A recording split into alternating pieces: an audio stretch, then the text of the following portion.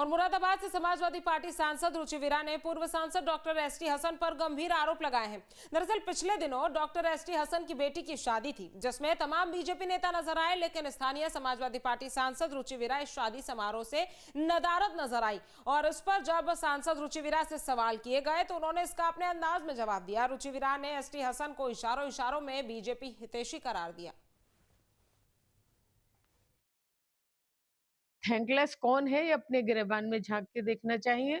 और इन सब चीजों से जिन लोगों को निमंत्रण दिया गया, चाहे आजम साहब के विरोधी लोग हों, चाहे भाजपा के लोग हों, जिनको निमंत्रण दिया गया, इससे ये जाहिर होता है कि उन्होंने मेरे चुनाव में क्या रोल प्ले किया होगा और जो भी हाल ही में कुंदरकी में चुनाव हुआ, उपचुनाव, उसमें क्या रोल रहा होगा। तो ये जाहिर होता है कि वो पूरी तरीके से समाजवादी पार्टी के सेकुलरिज्म के विरोधी हैं और भाजपा के को कहीं ना कहीं डायरेक्ट और इनडायरेक्ट उन्होंने चुनाव लड़ाया। ये तो सबको सामने समझ में आ रही है बात। देखिए, बेड़ा कौन गर्क कर रहा है, ये जग जाहिर बात है कि जहां गठबंधन के समाजवादी के कैंडिडेट को हराने के लिए हमारे जो वैसी साहब हैं वो कैंडिडेट खड़ा करते हैं, वो 2-4-5 हज़ार वोट ले लेता है और उतने से समाजवादी का या कांग्रेस गठबंधन का कैंडिडेट हार जाता है। और किसके कहने पे होता है ये? कौन किसके कहने से? भाजपा के कहने से टिकट दिए जा रहे हैं, भाजपा के कहने पर बयान दिए जा रहे हैं, तो सब जानते हैं ये कौन जिम्मेदार है।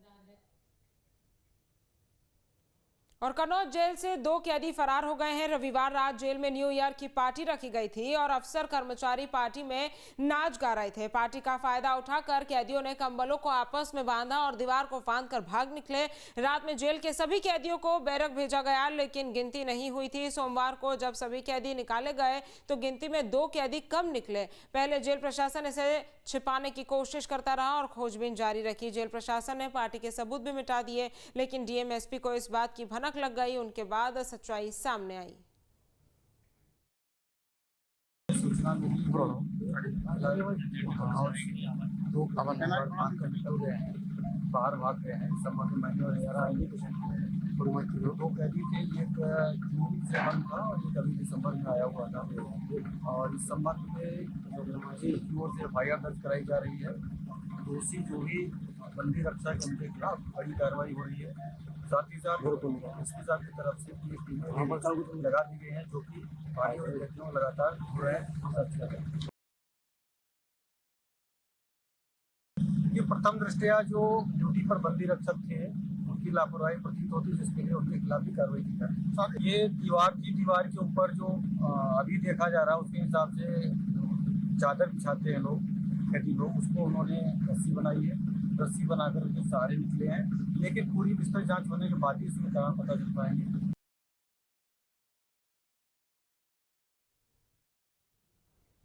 और उत्तर भारत में सर्दी अपने चरम पर पहुंचते दिख रही है। पश्चिमी हिमालय से लेकर मैदानी इलाकों में शीतलहर का सितम देखने को मिल रहा है। दिल्ली एनसीआर में सर्दी और प्रदूषण लोगों की परेशानी बढ़ा रहा है। 2 दिन बाद अब एक्यूआई फिर से बढ़ने लगा है। 300 के पार एक्यूआई बन गया है। नोएडा सेक्टर 116 और सेक्टर 125 सबसे ज्यादा प्रदूषित है।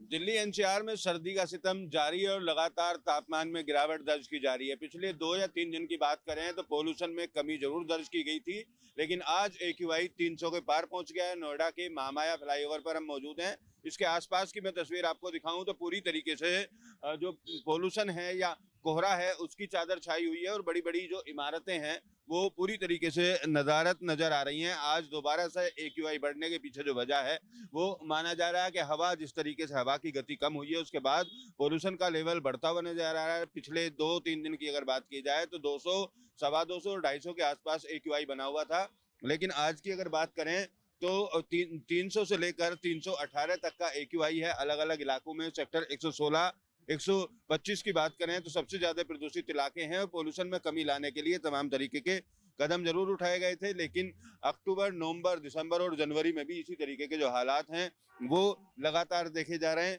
फिलहाल आने वाले समय में बारिश होने की संभावना भी मौसम वैज्ञानिक जताते हुए दिख रहे हैं, लेकिन जो सर्दी है उसका सितम इसी तरीके से जारी रहता हुआ दिखाई देगा। इस तरीके का अनुमान मौसम वैज्ञानिक जताते हुए नजर आ रहे हैं। और रात में जो तापमान है वो 5 से 6 डिग्री के आसपास था, अभी की अगर बात करें तो सुबह के वक्त 8 से 10 डिग्री सेल्सियस तक तापमान बना हुआ है और लोगों को सर्दी से बचाने के लिए प्रशासन द्वारा तमाम जो एहतियात हैं वो बरते जा रहे हैं। वीडियो जर्नलिस्ट अजय कुमार के साथ अमित चौधरी।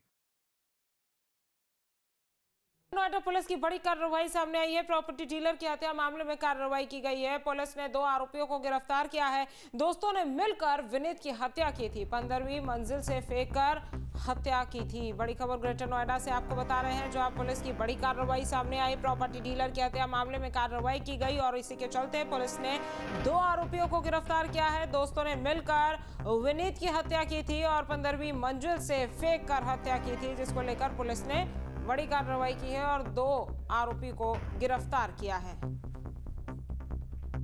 2 अभियुक्तों को गिरफ्तार करके जेल भेजा गया है।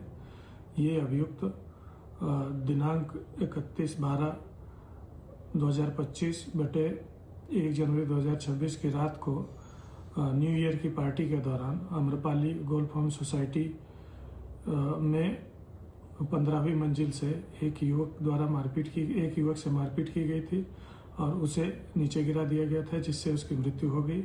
उसी घटना में ये दोनों वांछित थे। शेष वांछित अभियुक्तगण को शीघ्र ही गिरफ्तार कर अग्रिम वैधानिक कार्रवाई की जाएगी।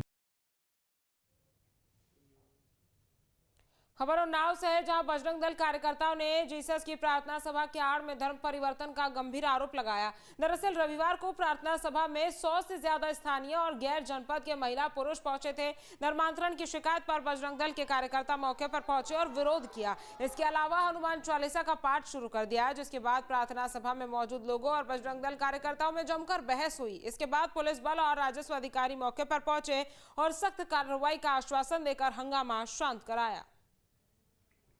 1 साल पूर्व से इस चर्च की सूचना जो है लिखित तौर पे एसडीएम साहब को प्रोवाइड कराई गई थी।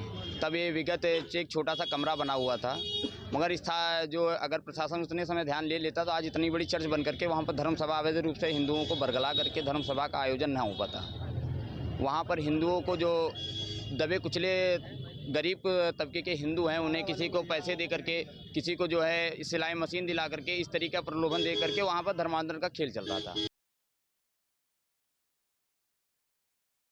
उन्नाव में जीसस की प्रार्थना सभा की आड़ में धर्मांतरण कराए जाने का आरोप लगा है, जिसके बाद से पूरे मामले में बजरंग दल कार्यकर्ताओं ने हंगामा शुरू कर दिया है। हंगामे की सूचना पर दही कोतवाली प्रभारी पुलिस बल के साथ व राजस्व की टीम मौके पर पहुंचती है और घंटों जांच पड़ताल शुरू होती है। पुलिस ने जब जो आयोजक थे नीरज, उनसे परमिशन मांगी तो परमिशन के कागज नहीं दे सके और पुलिस को गुमराह किया कि उनकी परमिशन है लेकिन कागज घर पे रखा है। लेकिन फिलहाल जो बीएनएस 223 की धाराओं में एफआईआर दर्ज की गई है, उसमें नीरज, उसकी पत्नी, उसके पिता श्यामलाल के अलावा 8 नामजद व 50 से 60 अज्ञात लोगों के खिलाफ एफआईआर दर्ज कर पुलिस ने कार्रवाई शुरू कर दी है।